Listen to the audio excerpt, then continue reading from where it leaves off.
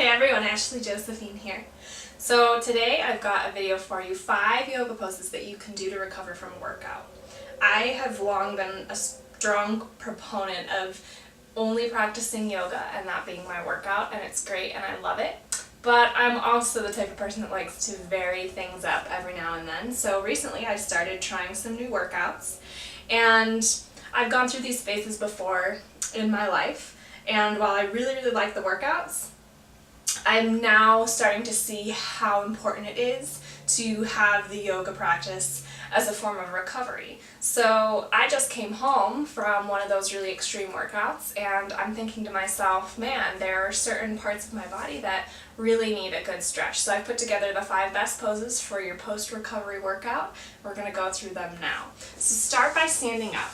We're going to do a forward fold, and this first stretch is going to get into the hips and the IT band especially, but also the low back with the forward fold. So you'll start by bringing your left foot behind your right, but crossing the feet so that the pinky toes line up almost with each other. That's what you're working toward. If you can't do it right away, that's totally fine.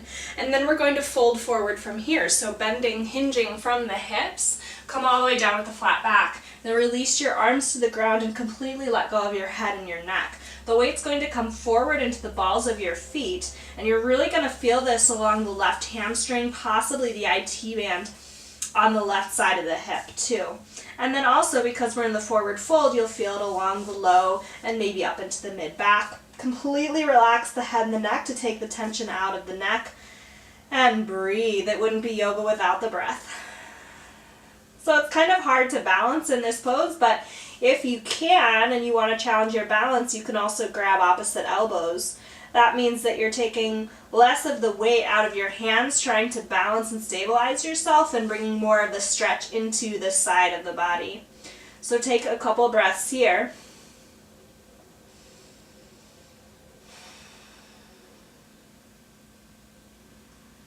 And if your hands are intertwined, let them go and very slowly roll up, 1 vertebra at a time. This helps the back. Your head and your neck come up last, and then we switch sides. So untwist the feet. Now you're going to take your right leg behind the left, bringing the pinkies to touch if you can get them there, then hinge forward from the waist with a flat back, folding all the way down. Now you might notice that one side is different from the other. That's completely normal. We breathe through the tension in yoga.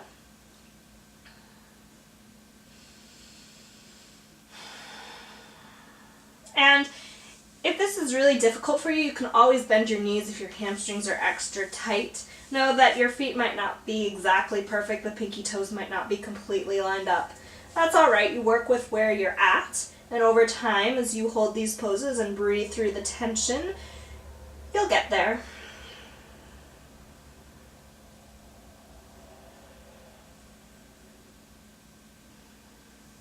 All right, release your hands if they're grabbing opposite elbows and very slowly round 1 vertebra at a time. When you round up, really press down into the feet to give yourself leverage to come back up. Head and neck come up last.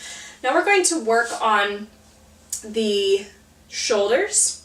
So we're going to take eagle arms, but we're not going to take eagle legs. So take your stance about hip distance apart, and you'll bring your left arm underneath your right, crossing at the elbows, swing the arms around, and bring the palms together. This should feel really nice across the shoulders.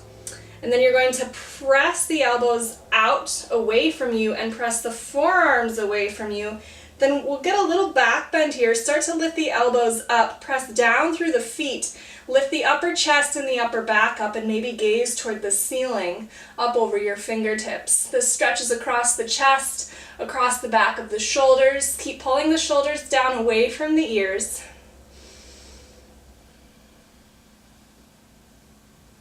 And then come back down. Release the hands, move to the other side. The right arm comes underneath the left. Cross at the elbows.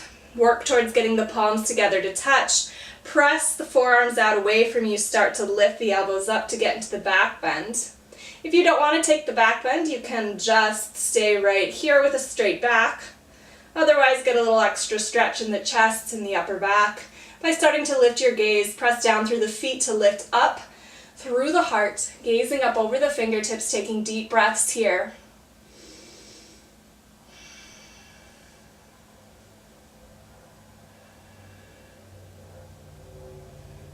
And then release. And we'll come down onto our hands and our knees. Cat-cow is always a great pose to stretch out the spine. You'll stack your shoulders on top of your wrists, your knees right below your hips. Now you can tuck your toes under if you want to use that tactic to help stabilize you. Otherwise, see if you can bring the tops of your feet down to the ground. Now arch your back and dump your belly down, gaze up. This is called cow pose. It's a great stretch across the front side of the body and a good recovery pose for the abs. Then on your exhale, you'll pull the spine up by rounding the back. Now you're stretching the mid-back, the upper back. Really press down through the hands and the shins to help give you the leverage to round up. Then drop the belly, arch the spine, gaze up. Feel the stretch across the front side of the body and along the abs. And then round the back, drop the gaze, pull the belly button up and in and press through the palms and the shins. One more time here. And then cat pose, like a scared cat on the top of a fence on Halloween. Come back to center. Now we're going to stretch out the hamstrings and the calves. So bring your right foot forward.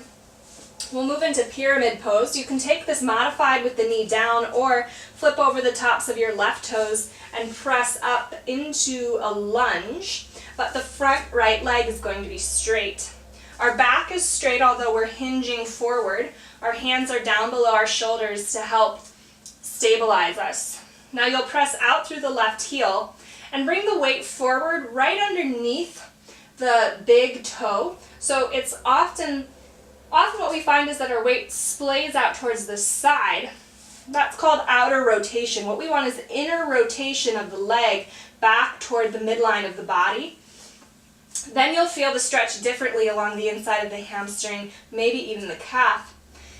And then with an engaged back leg, see if you can bring your back straight down toward the thigh.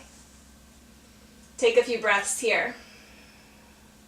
The modification is to lower to the knee. That's totally fine.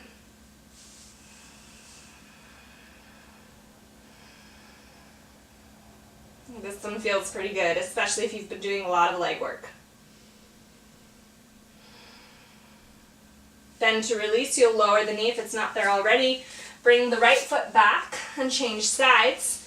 Take the left foot forward. If you're going to go for the full pose, flip over the tops of the right toes, press up into the back leg lunge.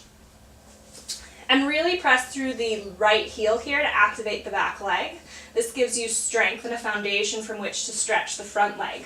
Now you'll pull that weight forward, finding an inner rotation of the thigh. What actually happens is that the inner thigh is rotating inward as well as the calf. That brings the weight underneath the big toe. So inhale, find a straight back.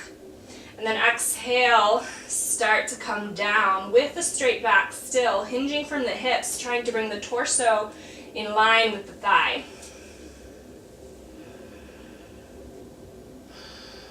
Modifying by lowering to the knee.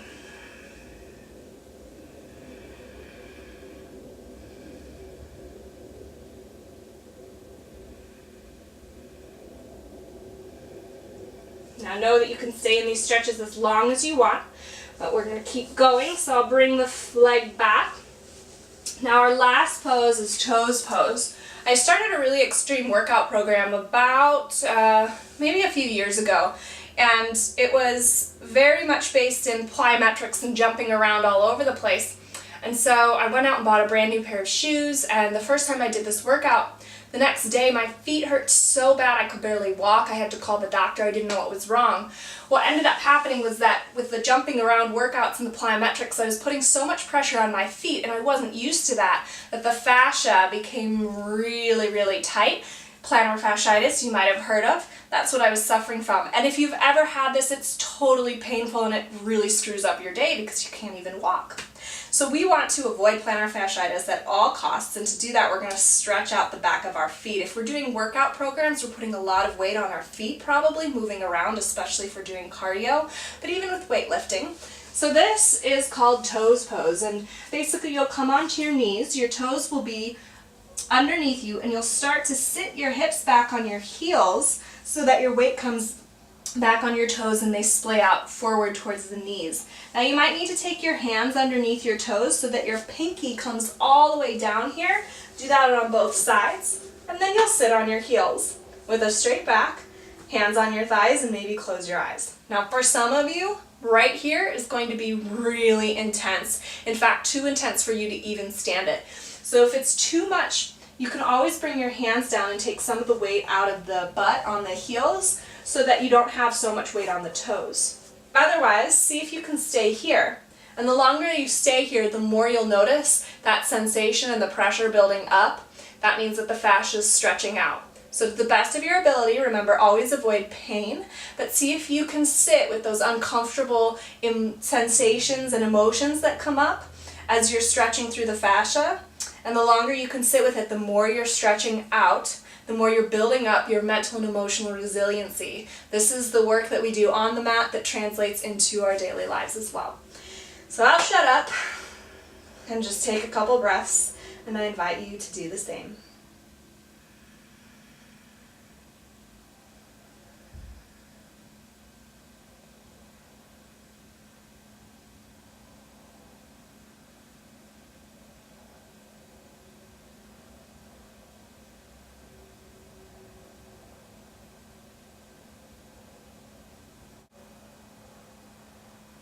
I encourage you to stay in this pose as long as you can. It's really, really good for you. So if you do have the time, stay for a couple more breaths. To get out of it, you'll just bring your hands forward, flip over the tops of your feet, maybe press them down onto the ground a little bit, wiggle the toes, get the blood moving back in every single toe.